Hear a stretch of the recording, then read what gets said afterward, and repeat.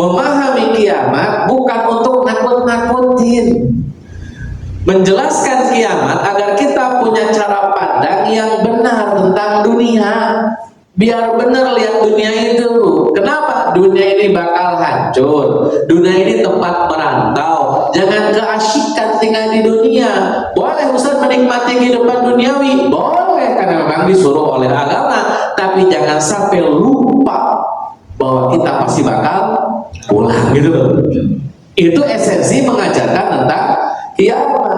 Makanya di zaman Nabi Shallallahu Alaihi Wasallam, para sahabat, orang-orang yang beriman kepada Nabi, mereka fokus mikirin akhirat, bukan mikirin dunia. Ada orang tuh di zaman Nabi Shallallahu Alaihi Wasallam yang makan itu nggak pernah enak, makannya itu ya biasa saja lah. Kenapa nggak pernah enak? Kata sahabat ini, Rasul makan itu untuk menegakkan tulang punggung supaya bisa beraktivitas.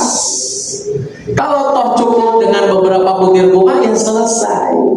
Dan itu tidak hanya praktek sahabat tuh, Nabi pun demikian. Nabi itu jarang makan enak Bu. Kalau kita bicara makanan Nabi, itu Nabi itu suka makan roti kering. Yang saking keringnya nih roti, kalau dilempar ke hewan sakit bu hewan. Saking keringnya nih roti. Tahu sekeras apa tuh? Ada roti sekeras gitu Bu di kita. Dilempar pakai roti, hewannya kesakitan gitu. Kalau kita umroh tuh ada Bu roti gede-gede tuh. Nah ini lebih keras daripada itu. Itu makanan Nabi Sallallahu Alaihi Wasallam. Jarang Nabi makan enak Bu. Kurma ajwa itu nih kesalahan persepsi kita. Kurma ajwa itulah kurma yang paling tidak enak di Madinah. Kulitnya tipis, dagingnya sedikit, dan bentuknya kecil-kecil. Itu kurma ajwa. Kenapa oleh Nabi disukai? Karena sederhana. Tapi bukan berarti ibu nggak boleh makan kurma selain kurma ajwa, yang Sukari, Palem, Tunisia, silakan itu. Mejol, monggo itu silakan saja. Tapi maksud saya, kenapa Nabi memakan ajwa? Ajwa itu kurma yang paling sederhana di zaman beliau. Nabi itu nggak suka yang enak-enak. Sekalinya Nabi makan enak, kambing Bu makanannya. Sekalinya Nabi makan enak, minyak sawit campurannya. Itu makan enak Nabi, tapi jarang. Kenapa? Karena fungsi makanan adalah menegakkan tulang punggung. Yang penting dengan makan bisa ibadah. Yang penting dengan makan bisa sholat. Maka Nabi nggak pernah ngajarin makan harus 3 kali. Nggak pernah. Nggak pernah Nabi ngajarin makan harus 3 kali. Sarapan harus kopi, telur rebus, steak. Makan siang, makan malam, nggak ada. Nabi itu ya makan seketemunya dan sesederhana itu. Tiba-tiba Nabi dapat hadiah, ada orang ngasih kambing sebadan-badan tuh, udah dimasak. Rasul ini buat Rasul, Nabi panggil para sahabat, ayo makan. Makanan Nabi bareng dimakan sama para sahabat. Jadi Nabi gak punya kulkas tuh. Kalau ada sisa makanan masukin kulkas, kagak. Nabi itu hari itu makan, hari itu habis.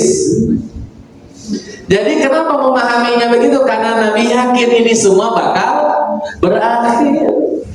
Jangan terlalu keasyikan di dunia sampai Nabi bilang begini, bukan kata Nabi. Sahabat, saya itu tidak takut kalau kalian hidup fakir. Saya gak pernah takut kalau kalian hidup susah. Gak pernah takut saya mah, kata Nabi. Justru yang saya takutkan adalah ketika kalian hidup bergelimang harta. Saya takut itu. Karena yang sudah-sudah, kata Nabi, yang sudah-sudah umat zaman dahulu nih rusak, kena bala, jauh daripada keselamatan dan kebahagiaan, kebinasaan mereka dapat itu gara-gara duit. Jadi Nabi malah mendingan hidup susah daripada hidup berlimpah. Tapi ini bukan jadi dalil, kalau gitu saya mah susah aja lah Pak. Siapa nggak hidup kaya? Enggak juga. Silakan mencari kekayaan. Tapi yang saya maksudkan, membangun frame, membangun mindset bahwa dunia ini pasti bakal hancur dan tugas kita hanya jadi perantau di dunia. Jangan keasyikan, jangan terlalu betah tinggal di dunia. Karena kita tetap harus pulang. Itu poinnya.